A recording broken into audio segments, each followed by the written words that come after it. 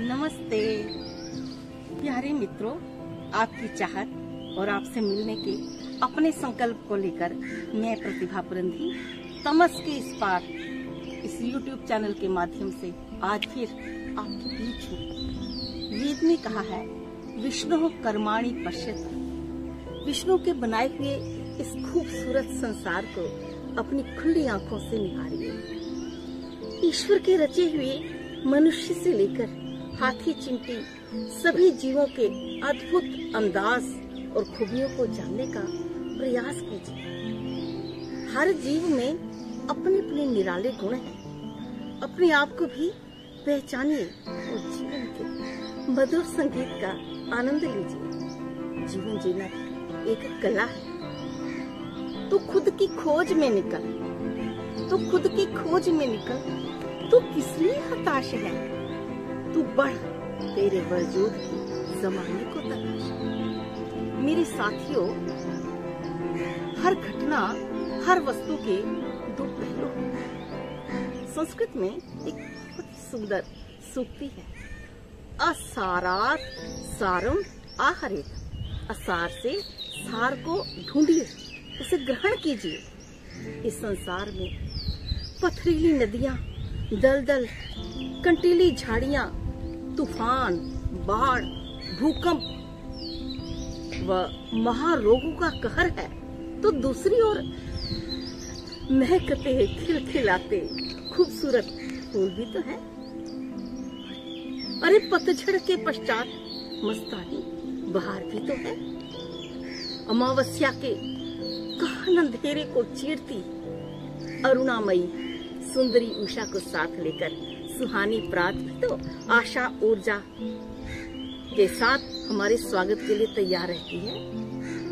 इसलिए फिर क्यों न हम आशा के साथ, नई उम्मीदों के साथ, नए सवेरे के साथ सकारात्मकता के वातावरण में जीने का प्रयास करें। अपने विचारों को, अपनी सोच को बुलंदियों पर ले चलें, क्योंकि विचारों से ही मनुष्य ऊपर उठता है और विचारों से ही मनुष्य नीचे गिरता है। विचार ही ऐसी शक्तिशाली हैं कि भयंकर से भयंकर रोग भी विचारों से भाग जाए। मौत में भी इतना दम नहीं कि वो उसके पास आए।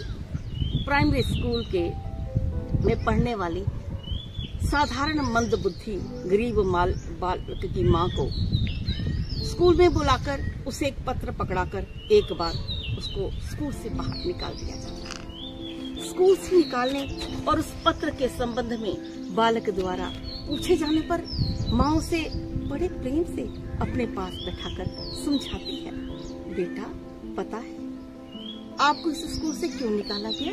इसलिए कि आप इस विद्यालय के सबसे अधिक बुद्धिमान, होशियार और सर्वोत्तम विद्यार्थी हो। बच्चे, आपके अध्यापक ने कहा है कि हमारे स्कूल में अधिकांश विद्यार्थी बिल्कुल मंद बुद्धि हैं। आपके बालक का यहाँ समय बर्बाद हो रहा है। अरे इसके पास इतनी मेधा बुद्धि है कि वो आपके निर्देशन में घर में बैठकर ही पढ़ लेगा। माँ की इन प्रेरणाप्रद बातों को सुनकर उस छात्र पर गहरा प्रभाव पड़ता है। वह प्रसन्न मन से जी जान लगाकर अध्ययन में परिश्रम करता है। परिश्रम आखिर रंग लाता है। बंधुगण, वह साधारण सा छात्र आज संसार का महान वैज्ञानिक और आविष्कारक थॉमस एडिसन के नाम से संपूर्ण विश्व में प्रसिद्ध हो जाता है। माँ के निधन के पश्चात पुरानी वस्तु में एडिसन को अचानक वह पत्र प्राप्त होता है और वो पढ़ने लगता है।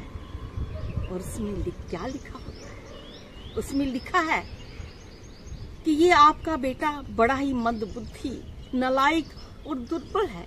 इसका प्रभाव अन्य तीव्र बुद्धि के बालकों पर पड़ रहा है और उससे हमारा नुकसान हो रहा है। विद्यालय की छवि गिर रही है। इसलिए आप इसे स्कूल से ले जाइए, इसे हम अपने स्कूल से निकाल दें। एडिसन की आंखों में आंसुओं का सैलाब और हृदय में माँ के प्रति अपार श्रद्धा थी। माँ मैं क्या था और तेरे विचारों ने मुझे क्या बना दिया। विकल्प बहुत मिलेंगे हमें भटकाने के लिए, एक संकल्प काफी है हमें मंजिल तक पहुंचाने के लिए, एक विचार काफी है हमें मंजिल तक पहुंचाने के लिए। सचमुच आज के इस दहशत भरे माहौल में हमें इस प्रकार के हौसलों की, ढांढस की, इस प्रकार के आत्मबल की, मरहम भरे, संबल भरे वाक्यों की नितांत आवश्यकता है। यदि आपको ये मेरी वार्ता अच्छी लगी हो तो मित्रों इसे अधिक से अधिक लाइक करेंगे, शेयर करेंगे, कमेंट करेंगे, सब्सक्राइब करेंगे।